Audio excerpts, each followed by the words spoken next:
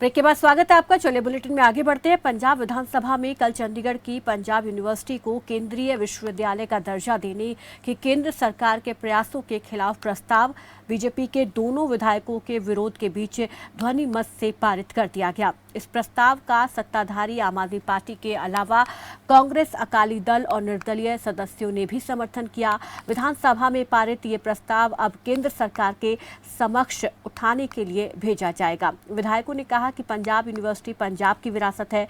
सदन में प्रस्ताव पेश करते हुए उच्च शिक्षा एवं भाषाएं संबंधी मंत्री गुरमीत सिंह मीठेर ने कहा कि पीयू को केंद्रीय विश्वविद्यालय का दर्जा देकर पंजाब से छीनने का प्रयास चिंताजनक है। उन्होंने कहा कि जब भारत पाकिस्तान का विभाजन हुआ तब देश के अन्य राज्यों के लिए भले ही ये दो देशों का गठन था, लेकिन 10 लाख पंजाबियों ने इस बंटवारे में अपनी जान गंवाई। केवल जान ही नहीं गंवाई, हमारी ऐतिहासिक धरोहरें भी वहां रह गई और 1882 में लाहौर में बनी पंजाब यूनिवर्सिटी भी वहीं रह गई।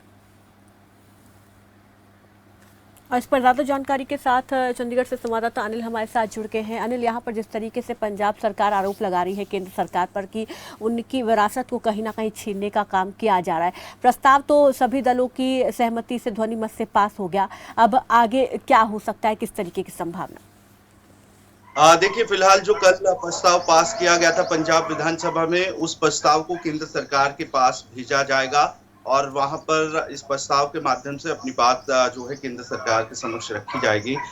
लेकिन भारतीय जनता पार्टी के जो विधायक हैं उनकी तरफ से इस प्रस्ताव का साथ नहीं दिया गया था।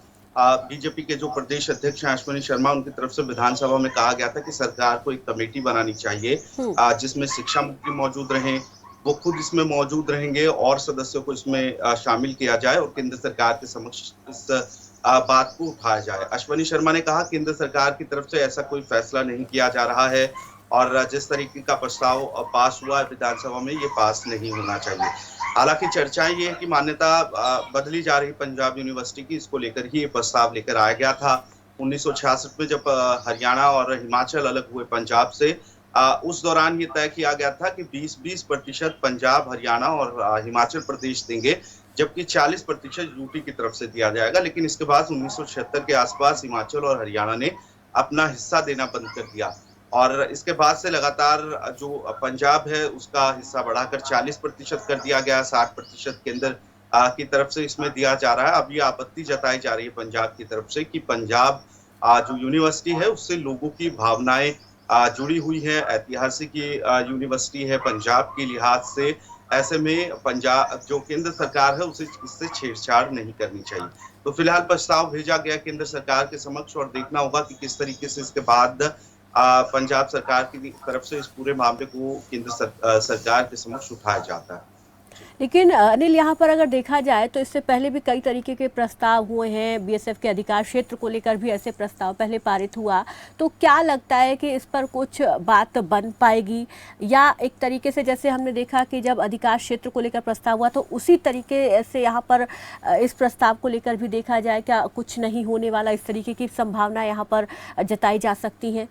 क्योंकि इससे पहले सरकार कई और प्रस्ताव ला चुकी है लेकिन उस पर कुछ बड़ा एक्शन नहीं लिया गया, कोई बड़ा फैसला केंद्र सरकार की तरफ से नहीं लिया गया। देखिए, चंडीगढ़ के कर्मचारियों को केंद्र की सेवा नियम में शामिल करने और बीएसएफ का क्षेत्राधिकार बढ़ाने के जो 2 फैसले केंद्र सरकार की तरफ से लिए गए, वो फैसले केंद्र सरकार की तरफ से लिए जा चुके थे। उसको लेकर पंजाब विधानसभा में प्रस्ताव पास करके निंदा प्रस्ताव पास किए गए थे। अभी पंजाब यूनिवर्सिटी का स्टेटस बदले जाने को लेकर फैसला केंद्र सरकार की तरफ से नहीं लिया गया, इसीलिए इस मामले को लेकर न केवल प्रस्ताव भेजा गया बल्कि केंद्र सरकार के समक्ष मांग रखी गई है पंजाब सरकार की तरफ से कि इसका स्टेटस ना बदला जाए।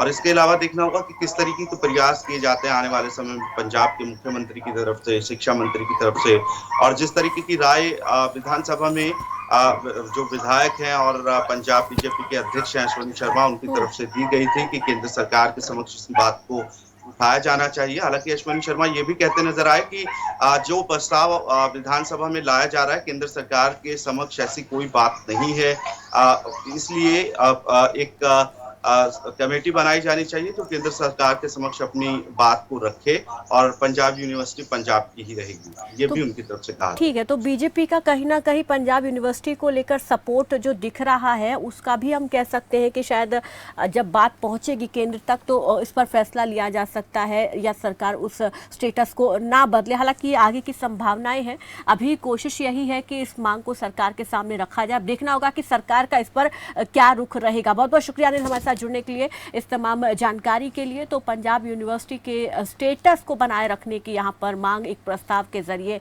जो है वो की जा रही है पंजाब सरकार की तरफ से, और कहीं ना कहीं पंजाब बीजेपी भी इसके सपोर्ट में है। तो अब देखना होगा कि इस पर जब ये मांग पहुंचेगी केंद्र सरकार के पास तो उस दौरान क्या कुछ रुख यहाँ पर जो है केंद्र सरकार का पंजाब यूनिवर्सिटी को लेकर रहने वाला है। चलिए आगे बढ़ते हैं। दिल्ली के उप मुख्यमंत्री मनीष सिसोदिया ने कल प्रेस कॉन्फ्रेंस